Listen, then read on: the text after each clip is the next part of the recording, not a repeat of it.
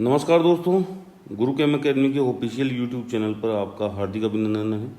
मैं आपका अपना अरुण कुमार शर्मा और आप देख रहे हैं गुरु केम अकेडमी का ऑनलाइन एजुकेशन। ठीक है, लाइव क्लास में थोड़ा सा इंटरप्शन आ रहा है, लेकिन हमने जब सॉलिड स्टेट की जो लास्ट लाइव क्लास देखी थी उसमें एससीपी को अपन कर रहे थे, और इस वीडियो में अपन एससीपी को बिल्कुल शुरू से देखेंगे, बिल्कुल स्टार्ट से देखेंगे। ठीक है, एससीपी के सारे मामले देखेंगे अपन। देखो एससीपी जो है आपके सामने लिखा हुआ है, हालांकि मैं क्लोज पैकिंग भी बताऊंगा, दोबारा से बताऊंगा, बिल्कुल सारा का सारा कंसेप्ट है ना। एससीपी बिल्कुल नए तरीके से पूरा का पूरा एक्सप्लेन करके बताऊंगा, वीडियो पे बने रहना। ठीक है, देखो सबसे पहले तो अपन को पता है कि जो HCP3D है, HCP3D इसका नाम है hexagonal close packing. Hexagonal close packing, close packing. ठीक है, और ये HCP2D से बनती है। ठीक है, जैसे आपकी FCC वाली या CCP वाली क्लोज पैकिंग बन रही थी वैसे बन रही थी। देखो इसको कैसे लिबरेट करेंगे मैं पहले समझाया हुआ है, इसलिए क्लोज पैकिंग तो केवल अपन देखेंगे। देखो ये क्लोज पैकिंग थी अपनी, जिसमें हमने केवल A और B लेयर लगा रखी है।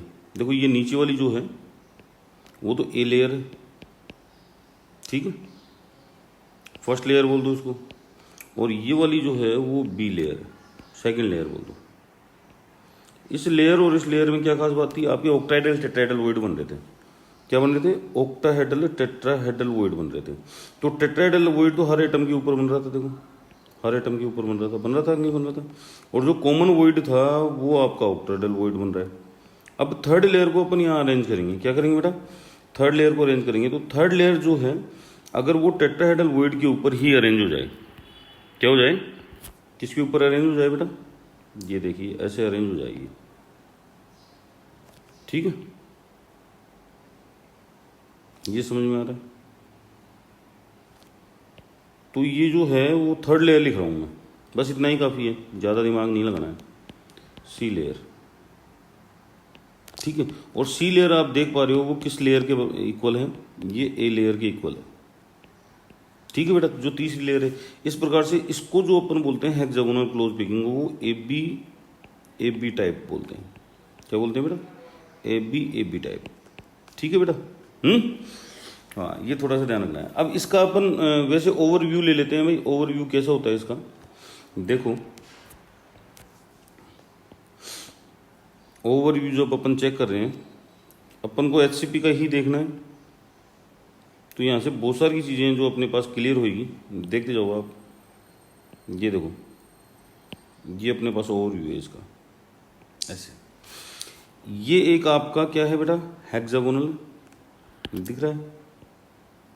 ये दूसरा हेक्सागोनल है, और ये बीच में जो है वो ट्राइगोनल बन रहा है आपका। देखो ठीक है, तो इस प्रकार से अपन इसको ए बी टाइप अरेंजमेंट बोलते हैं। ये दिखने में ऐसा दिखेगा अगर इसको 3D रूप में देखें तो। अच्छा, अब समझने वाली बात यहाँ है, पहली चीज है coordination number of each atom. पहला क्या है भाई? Coordination number of each atom. Each atom का कोऑर्डिनेशन नंबर क्या है? ठीक है, देखो आप गौर से समझना, इस बीच वाले एटम को कंसीडर कर लो। मैंने जिसको डार्क कर दिया, दिख रहा है? 6 तो इसके टच में है, 1 2 3 4 5 और 6 7 8 9, ये रहे 10 11 और 12 है। यानी कि यहाँ पे coordination number of each atom कितनी आएगी? 12 आएगी। ये पूछा हुआ क्वेश्चन है कई बार, है ना। एक अपन बात करते हैं यहाँ पे जेड इफेक्टिव की। किसकी बात करेंगे बेटा?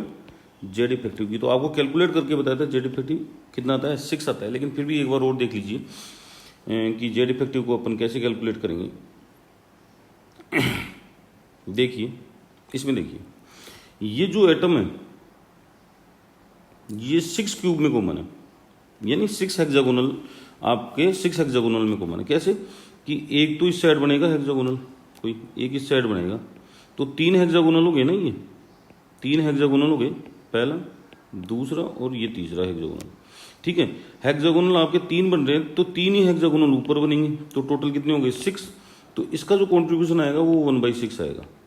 ये फेस पर है, फेस का कॉन्ट्रीब्यूशन 1/2 रहता है, और ये क्यूब के अंदर है या हेक्सागोनल के अंदर है, तो इनका कॉन्ट्रीब्यूशन 1 है।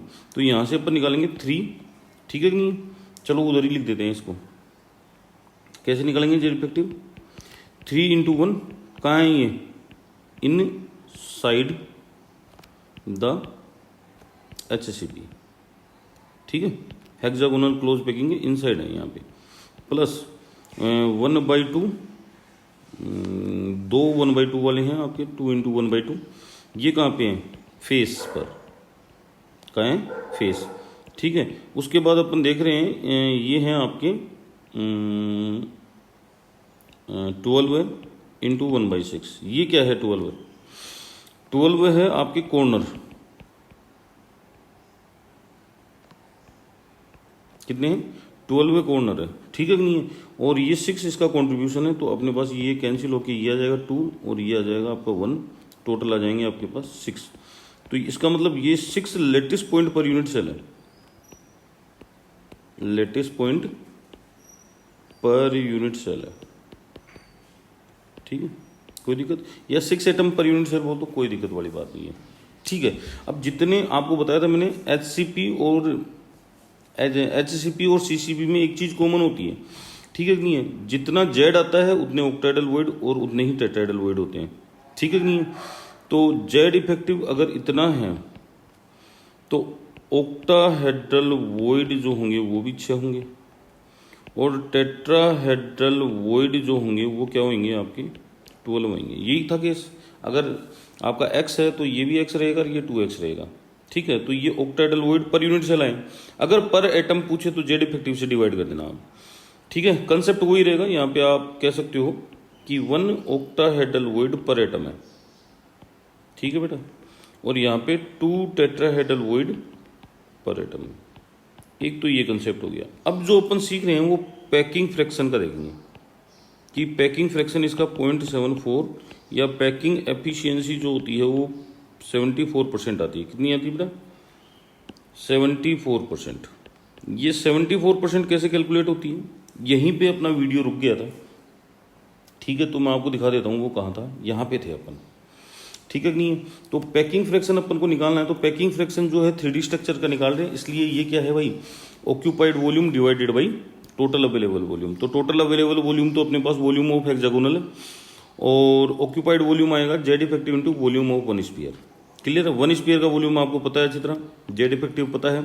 ठीक है नहीं? अब वॉल्यूम ऑफ हेक्सागोनल को अपन 2 में डिवाइड करेंगे, तो बेस एरिया ऑफ हेक्सागोनल और एक हाइट ऑफ हेक्सागोनल, जिसको अपन ने h बोला है।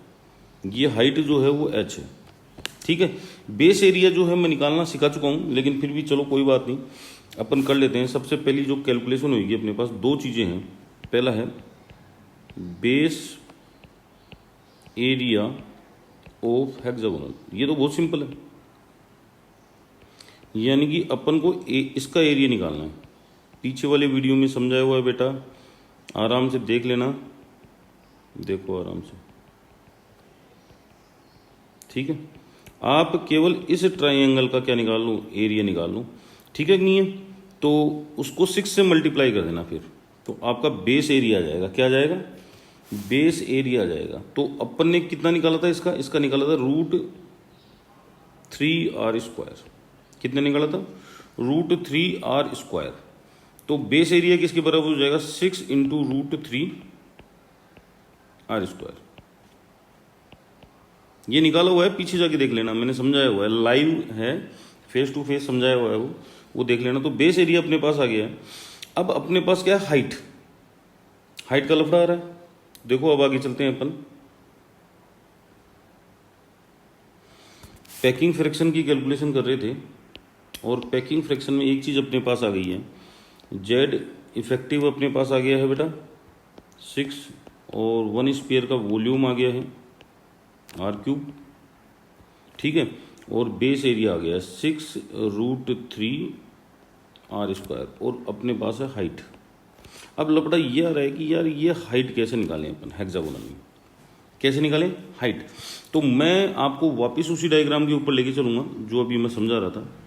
वो थोड़ा छोटा डायग्राम आएगा, देख लेना उसको, ठीक है? देखो कैसे, देखते जाओ आप।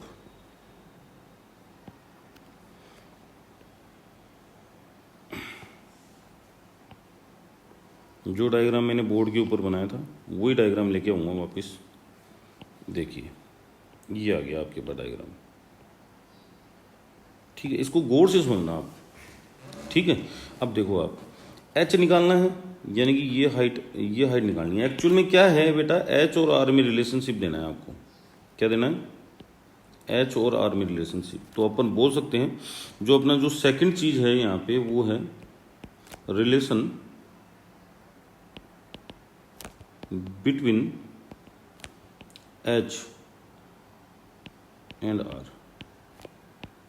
ये निकालना है। H height of the hexagonal और आर है रेडियस ऑफ एटम, इसमें है। या आप बोल सकते हो एच एंड ए, ये भी रिलेशनशिप अपन दे सकते हैं, ठीक है? क्योंकि यहाँ पे अपने पास सीधा सीधा ए बराबर 2r दिख रहा है ना, ये लिखा हुआ ए बराबर कितना है बेटा? 2r। तो रिलेशनशिप अपन देंगे बहुत जल्दी, देखते जाओ आप। ये जो तीन है, तीन एटम ये दिख रहे हैं आपको, तीन एटम, ठीक है? ये जो एक हेक्सागोनल है नीचे, उसके ऊपर इस प्रकार से अरेंज है। देखो ये एक हेक्सागोनल है,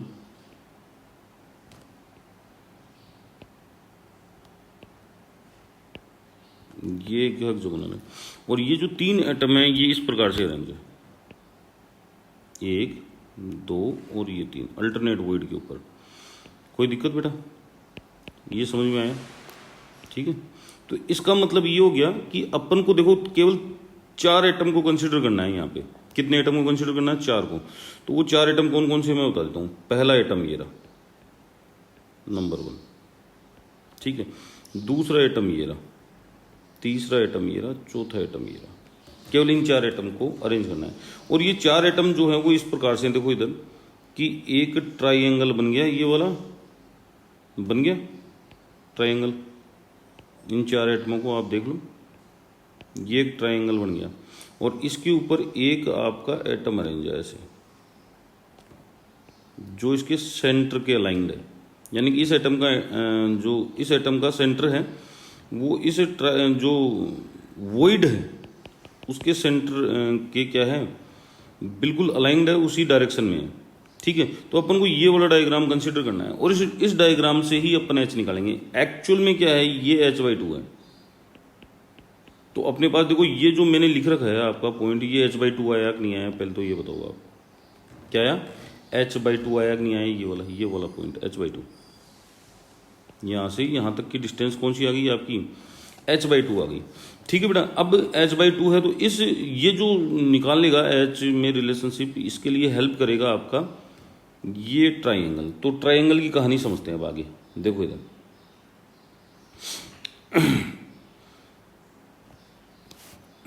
क्या है कहानी, वो समझना आप। कि आपका एक ट्राइंगल है, मैंने आपको बोला ये ट्राइंगल रहा। मैं चलो ठीक है वैसे ही लिया हूँ एक डायग्राम बाहर से, मेरे पास गिरा हुआ है, रखा हुआ है डायग्राम ऐसे। ये रहा डायग्राम आपका, ठीक है बेटा, ये रहा डायग्राम। अब देखो आप समझना, वो ट्राइंगल नीचे वाला है आपका लिखा हुआ, ये रहा आपका ट्राइंगल जो अपन ने लिखा था पीछे। चलो ठीक है भाई, इस ट्राइंगल को अपन ABCD नाम दे देते हैं, ABC दे दिया। और ये जो पॉइंट है वो D है, क्लियर है? इसके हिसाब से नहीं चलेंगे। ये वाला जो है h/2 है, आपको पता है, और ये वाला जो है वो 2r है, क्योंकि एटम एटम टच में है। ये एटम और ये एटम इस प्रकार से टच में है, ठीक है कि नहीं है? और आपको पता है a बराबर 2r होता है, तो ये 2r है। तो अब मेरे को एक बात समझाओ आप, ये 2r है, ये h/2 है, और इसका अपन को कैलकुलेट करना है कि भाई ये क्या है, ये कैलकुलेट करना है। तो इसके लिए अपन क्या करेंगे, ट्रिग्नोमेट्री का एक रूल लेके आएंगे। ट्रिग्नोमेट्री का रूल क्या बोलता है, सुनना वो, कि अगर इक्विलेटरल ट्राइंगल है जिसको हम बोलते हैं समबाहु त्रिभुज, ये समबाहु त्रिभुज है आपका, ठीक है। और अगर हम परपेंडिकुलर डालते हैं कॉर्नर से, ये ऐसे परपेंडिकुलर डाल दिया, दूसरा परपेंडिकुलर ऐसे डाल दिया, और तीसरा परपेंडिकुलर ऐसे डाल दिया, तो ये परपेंडिकुलर आपका जहाँ पे क्रॉस हो रहा है, ठीक है। जहाँ पे क्रॉस हो रहा है वो जो है 2:1 में डिवाइड हो जाती है लाइन, ये 2 और ये 1। अगर इसका फ्रैक्शनल देखें तो ये हो गया आपका 2/3 और ये हो गया आपका 1/3। क्या हो गया आपका 1/3 फ्रैक्शनल रेशियो। क्या हो गया फ्रैक्शनल रेशियो। तो ये जो है लार्ज लिम्ब है और लार्ज जो आपका परपेंडिकुलर है, लार्ज परपेंडिकुलर का पार्ट है वो कितना है √2/3 है अपनी लेंथ का। जो भी लेंथ आएगी उसका कितना है 2/3। अब ये देखो आप, ये जो है वो 2r है, ठीक है बेटा, और ये वाली भी 2r है। क्लियर है। तो अब मेरे को लगता नहीं है कि भाई इसको निकालने में जोर आएगा इस लेंथ को। यानी कि अगर अपन मान लो कि ये XYZ अपन ले तो मेरे को लगता नहीं है कि आप XY की लेंथ नहीं निकाल सकते। और जो XY की लेंथ आएगी उसको आप 2/3 से मल्टीप्लाई कर देना, वो एक्चुअल में QR की लेंथ आ जाएगी। आप ये मान लो, ये लिखा हुआ ना QR लेंथ, ये QR लेंथ आ जाएगी। ठीक है कि नहीं है। तो अपन देखते हैं QR लेंथ कितनी आ रही है, चेक करते हैं। तो सबसे पहले XY की वैल्यू निकालनी है। तो ये वाला A हो गया, पाइथागोरस प्रमेय लगा दो इसमें। तो ये हो जाएगा आपका, कितना आएगा बेटा ये कैलकुलेट कर लेते हैं अपन, कैलकुलेट कर लेते हैं। देखो आप 2r², ठीक है बेटा, और इसका अपन को पता नहीं है XY का स्क्वायर, और ये हो गया आपका r है ये, तो r का स्क्वायर। तो अगर आप इसको देखोगे तो ये तो हो गया 4r² और ये r इधर माइनस होएगा, ये XY = 4r² minus r² = 3r², और XY² की वैल्यू है ये, ठीक है। तो XY की वैल्यू कितनी आ जाएगी, XY की वैल्यू आ जाएगी √3r। कितनी आ गई भाई √3r। तो अगर मैं इसकी लेंथ जानना चाह रहा हूँ यहाँ से लेकर x, और ये मान लो कि O पॉइंट है, ठीक है, इसकी लेंथ जानना चाह रहा हूँ तो इसकी लेंथ आएगी 2/3 × √3। ये लेंथ आ गई इसकी, ठीक है कि नहीं है। इस लेंथ को अपन क्या कर सकते हैं, अपन इसको ऐसे लिख सकते हैं कि भाई देखना एक बार, इसको ऐसे लिख सकते हैं, √3 से ऊपर नीचे मल्टीप्लाई कर दो। आप क्या कर दो बेटा, √3 से ऊपर नीचे मल्टीप्लाई कर दो, तो वो 3 से 3 कैंसिल हो जाएगा, √3 × √3, तो ये √3 और ये 3, तो ये आ गया 2√3r। कितना आ गया भाई। तो इसका मतलब ये वाला अपने पास आ गया √2√3r। बिल्कुल सिंपल है एकदम, देखो समझ में आ रहा है। अब देखो आगे चलते हैं अपन, आगे इसी डायग्राम को मैं फॉलोअप करवाऊंगा, इसी डायग्राम को फॉलोअप करवाएंगे अपन आगे। देखो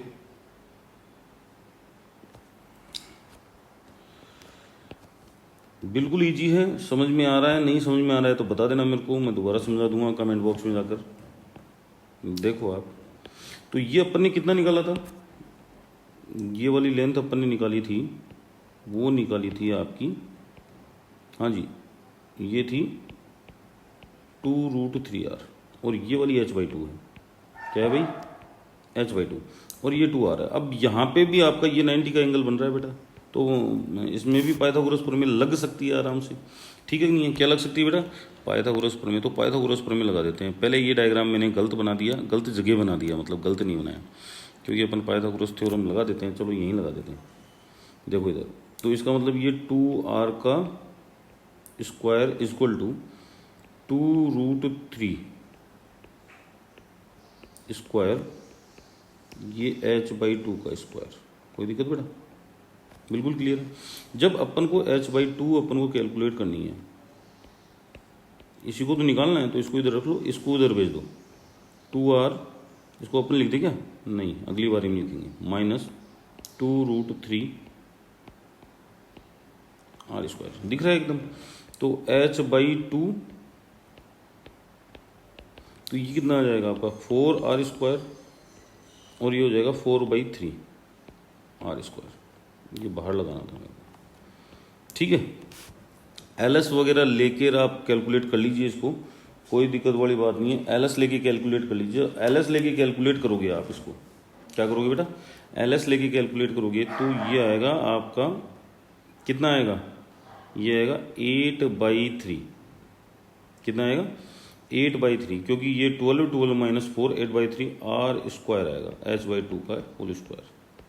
तो आप देख रहे हो h/2 जो है आपके पास आ गया √8/3 आर, ये आ गया h/2। ठीक भाई, h/2 कितना आ गया। अब इसको अपन बहुत इजी तरीके से लिख सकते हैं, इसको लिख सकते हैं अपन 2√3r। तो h की वैल्यू जो है वो कितनी आ गई, h की वैल्यू आ गई आपकी 4√2/3r। इसको अपन ऐसे भी लिख सकते हैं, घबराने की जरूरत नहीं है, जैसे था। ठीक है बेटा, देखो h और r में रिलेशनशिप आ गया। और आप इसको ऐसे भी लिख सकते हो, देखो a बराबर 2r होता है ना, तो h बराबर 8/3 ए भी लिख सकते हो, आपकी मर्जी की बात है। ठीक है, क्या लिख सकते हो, ऐसे भी लिख सकते हो, कोई दिक्कत। बिल्कुल इजी है, चल रहा है, बिल्कुल समझ में आ रहा है। तो अपने पास बिल्कुल सिंपल सा फिनोमिना है, ज़्यादा इसमें लफड़े करने की ज़रूरत नहीं है। सही है कि नहीं है। तो अब अपने पास रिलेशनशिप आ गया एच और आर में। इस रिलेशनशिप को अपन कहाँ यूज मिलेंगे बेटा, इस रिलेशनशिप को अपन यूज मिलेंगे जहाँ पे एच लिखा होता है अपने पैकिंग फ्रैक्शन में। तो चले पैकिंग फ्रैक्शन के ऊपर आ जाओ, ये रहा पैकिंग फ्रैक्शन। क्लियर है।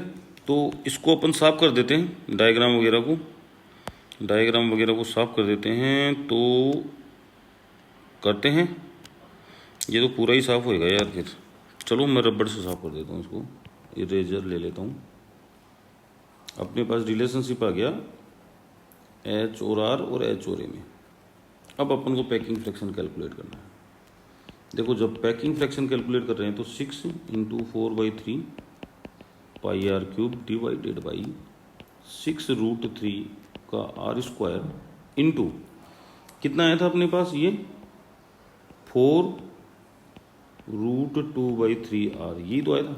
अब इसको कैलकुलेट कर लेना, r से कैंसिल हो गया आपका, पूरा कैलकुलेट कर लेना। ये कितना आएगा पैकिंग फ्रैक्शन 0.74। चेक कर लेना, अगर कोई डाउट हो तो मेरे को जरूर बताना। ठीक है कि नहीं है, क्लियर। तो ये तो हुई पैकिंग फ्रैक्शन की बात। देखो बहुत सारी चीज़ें अपन ने सीखी है यहाँ पे। कोऑर्डिनेशन नंबर सीखा है अपन ने, जेड इफेक्टिव सीखा है, पैकिंग फ्रैक्शन सीखा है। अब देखो वर्ड सीख लिया, अब वर्ड की लोकेशन अपन सीखेंगे। ये लोकेशन भी आपको कोई नहीं बताएगा, किसी भी इंस्टीट्यूट में चले जाना, किसी भी टीचर के पास चले जाना, आपको कोई नहीं बताएगा। केवल मैं बता रहा हूँ आपको, अरुण कुमार शर्मा बताएंगे कि वॉइड कहाँ होंगे और उनकी कैलकुलेशन कैसे होगी। क्लियर है। चलो देखो अब अपन वॉइड लोकेशन की बात करेंगे। और आपको पता है कि HCP3D में जो वॉइड्स होते हैं, वॉइड्स इन HCP3D वो 2 टाइप्स के वॉइड होते हैं। ठीक है, पहला जो वॉइड होता है वो होता है ऑक्टाहेड्रल वॉइड। ठीक है, और सेकंड जो होता है वो होता है टेट्राहेड्रल वॉइड। ठीक है, आपको संख्या भी पता है इनकी कि संख्या कितनी है। यहाँ पे होता है 6 ऑक्टाहेड्रल वॉइड। ठीक है, और टेट्राहेड्रल वॉइड होते हैं 12।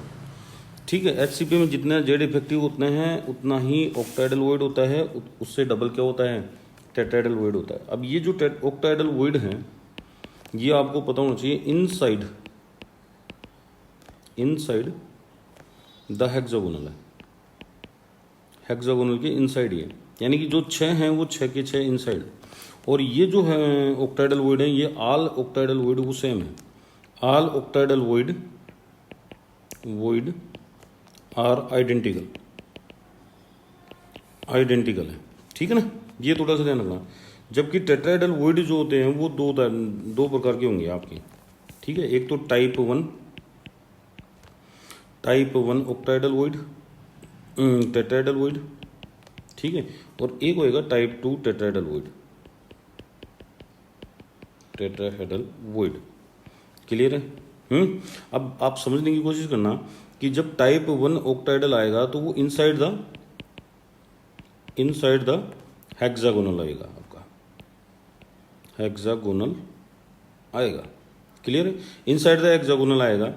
तो आप देखना इनसाइड द हेक्सागोनल होएगा तो ये होते हैं 8, ये होते हैं इनसाइड द हेक्सागोनल, तो ये होते हैं 8। क्या होते हैं, 8 होते हैं, ठीक है। और टाइप 2 जो होते हैं वो होते हैं on the longest edge of hexagonal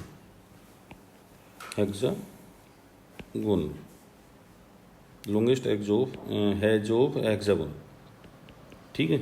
और एक जो एज होती है, मान लो कि ये एज है, ठीक है, ये हाइट है हेक्सागोनल की जो अभी समझाई थी, और एक एज ये है, एक एज ये है। इसके बीच में यहाँ पे दो आपके क्या होंगे बेटा, यहाँ पे टेट्राहेड्रल होंगे यहाँ पे, ठीक है। और एज का कंट्रीब्यूशन जो होता है वो 1/3 होता है। तो आपकी 6 एज है और एक एज पे 2 है, और कॉन्ट्रीब्यूशन कितना है आपका 3, 1/3। तो ये कैंसिल आउट हो गया, 2 2 4 टेट्राहेड्रल यहाँ से आ रहे हैं, और 8 ये रहे, तो टोटल कितने हो गए आपके 12 हो गए। तो आपको पता होना चाहिए, मैं पहले भी बता चुका हूँ, दोबारा बता रहा हूँ, उसको ध्यान से देना, क्योंकि इस टाइप के क्वेश्चन बनते हैं कि 6 लैटिस पॉइंट